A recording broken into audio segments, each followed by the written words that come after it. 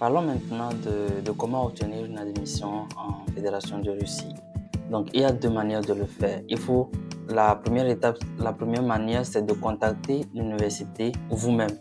Vous contactez l'université et sur le site www.educationinrussian.com, vous allez trouver la liste de toutes les formations avec toutes les universités là-bas. Donc, sur ce site-là, vous pouvez trouver une université et puis chercher cette université-là sur les différents réseaux sociaux ou sur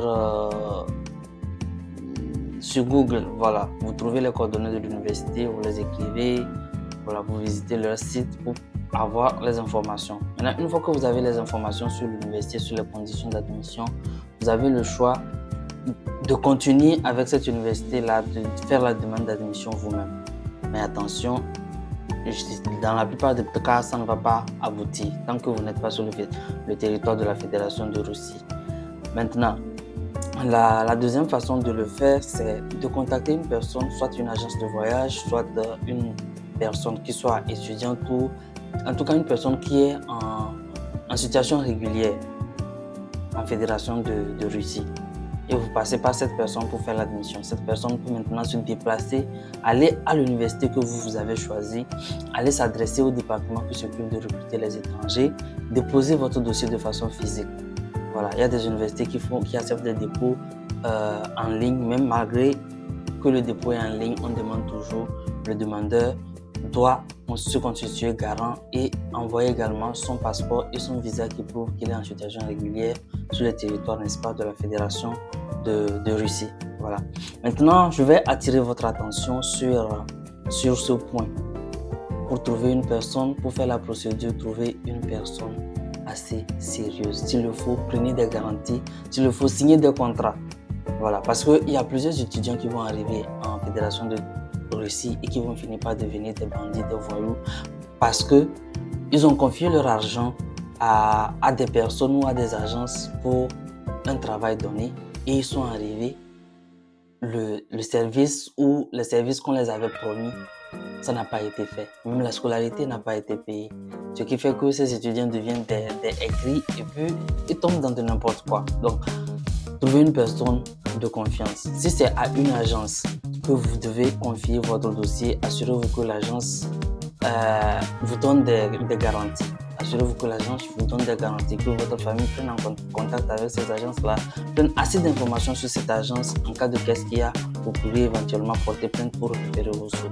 Si vous trouvez une personne comme un étudiant ou une étudiante qui veut vous aider à obtenir cette admission, vous pouvez prendre contact avec cette admission, aller avec un membre de sa famille à la police ou à la gendarmerie, signer un contrat avec eux que vous avez remis l'argent à leur fils, obtenir des garanties pour qu'en cas de qu'est-ce qu'il y a, vous sachiez vers qui vous retournez. Ici en Fédération de Russie, ça va être un peu compliqué, mais que votre famille au pays sache quoi faire au cas où le contrat initial n'a pas été respecté. C'est très important. Voilà. Maintenant, je ferme la parenthèse pour continuer avec les admissions. Donc, quels sont les documents à déposer pour une admission? Il y a différents types d'universités et il y a différents États. Donc, la Russie est un État fédéral, donc il y a beaucoup d'États. Et chaque État a ses manières différentes de faire. Donc, il y a des universités qui vont vous demander seulement votre passeport et un diplôme qui prouve que vous pouvez, après l'année de langue, n'est-ce pas, faire des études supérieures. Donc, le bac, c'est le minimum, le baccalauréat. Donc, vous allez envoyer ces documents-là et ces documents doivent au préalable être traduits. Donc, il y a certaines universités qui acceptent les documents comme ça, sans traduction, et eux-mêmes ils font la traduction. Il y a certains établissements qui vont demander la traduction et la traduction notariée. Il doit avoir le cachet du notaire sur cette traduction-là avant que l'université ne les accepte. Donc, généralement, si vous voulez entamer votre projet de voyage, mettez-vous en tête, même si on ne vous demande pas au début, de traduire votre relevé de notes, de traduire votre diplôme, de traduire Votre passeport, les 3 documents, vous devez les avoir et faites une traduction notariale afin que ces documents-là soient soit reconnu, voilà.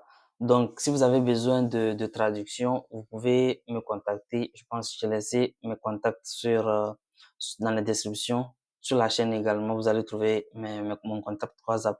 Donc, vous pouvez m'écrire si vous avez besoin de traduction des documents. Voilà. Après maintenant, l'université va passer à l'étude de dossier. Donc généralement, l'étude de dossier peut passer par 2 départements. D'abord, le département qui va recevoir le diplôme, c'est les documents, c'est le département des relations internationales de l'université. Voilà. Ou le bureau en charge des étudiants étrangers. Maintenant, ce bureau doit l'étudier. S'il s'agit d'une université qui n'accepte que le passeport, c'est le bureau même qui va l'étudier. Maintenant, s'il s'agit d'une université qui va étudier votre dossier en fonction de la filière que vous allez faire après l'année de langue, ça voudrait dire que votre dossier va passer obligatoirement par le département dans lequel vous aurez votre future formation après la langue avant que les résultats ne tombent. Voilà à peu près ce qu'il faut savoir sur les admissions. Maintenant, les délais pour obtenir une admission, ça varie. Et les résultats d'admission également varient. Donc, en fonction des universités, certaines universités vont prendre 10 jours pour étudier votre dossier, certains vont prendre 2 semaines, certains vont prendre 1 mois pour étudier votre dossier et vous donner des réponses. Vous pouvez laisser des mails. C'est pour ça qu'il est important de trouver une personne sur le territoire parce que si vous écrivez, vous laissez les mails, on peut ne pas vous répondre. Donc vous allez passer votre temps à attendre, pourtant le mail n'a même pas été lu. Alors que sur le territoire, la personne peut se rendre de façon physique pour dire oui, j'ai envoyé un tel dossier par mail, pouvez-vous consulter ou appeler l'université pour ce genre de vérification. Voilà. Maintenant, les résultats de l'admission. Il y a certaines universités qui vont donner le résultat de l'admission sous forme d'une lettre d'admission. Ils appellent ça la lettre de confirmation souvent. Ils vont donner cette lettre-là avant que l'invitation ne sorte. Je vous ai dit précédemment que l'invitation, ce n'est pas l'université qui la donne, mais c'est l'immigration de l'état dans lequel se trouve l'université. Voilà. Donc l'université peut vous donner cette admission-là en même temps, après 1 mois ou justement après avoir fini l'étude de votre dossier. Maintenant, il y a beaucoup d'autres universités qui vont attendre que l'invitation soit disponible avant de signer la lettre de confirmation. Voilà. Voilà en ce qui concerne l'admission.